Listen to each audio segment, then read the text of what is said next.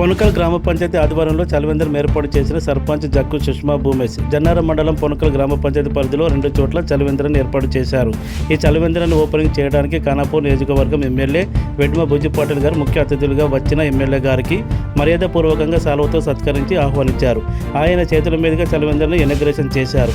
MLA గారు మాట్లాడుతూ ఈ వేసవిలో ఎండలు ఎక్కువ కొడుతున్నాయని, రోజుకు 36 డిగ్రీల పైన ఉష్ణోగ్రత ఉంటుందని ఆయన అన్నారు.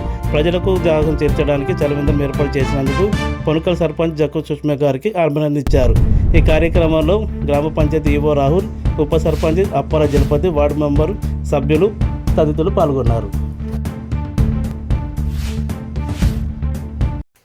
జన్నారం మండల కేంద్రంలో NSUI ఆవిర్భావ దినోత్సవ వేడుకలు ఘనంగా నిర్వహించడం జరిగింది.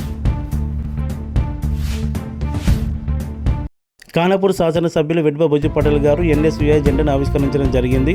కేకును కట్ చేసి సంబరాలు జరుపుకున్నారు. NSUI పార్టీకి వెన్నెముకదని అని అన్నారు. ఈ కార్యక్రమంలో కాంగ్రెస్ పార్టీ నాయకులు, యువ నాయకులు పాల్గొని విజయవంతం చేశారు.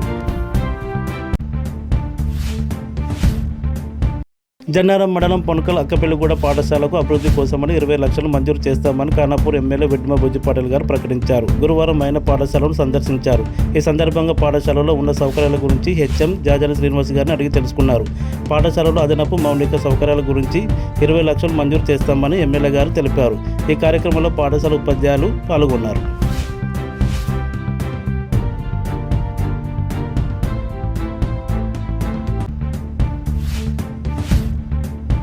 జగిత్యాలకు బయలుదేరిన BRS party working president KTR. మాజీ మంత్రి జీవన్ రెడ్డిని ఆయన నివాసంలో కలవనున్న కేటీఆర్. జగిత్యాల శివారులో స్వాగతం పలకడానికి బీఆర్ఎస్ నాయకులు బైకు ర్యాలీతో జీవన్ రెడ్డి నివాసానికి రానున్న కేటీఆర్. జీవన్ రెడ్డితో నివాసంతో పాటు గులాబీమయమైన జగిత్యాల పట్టణం.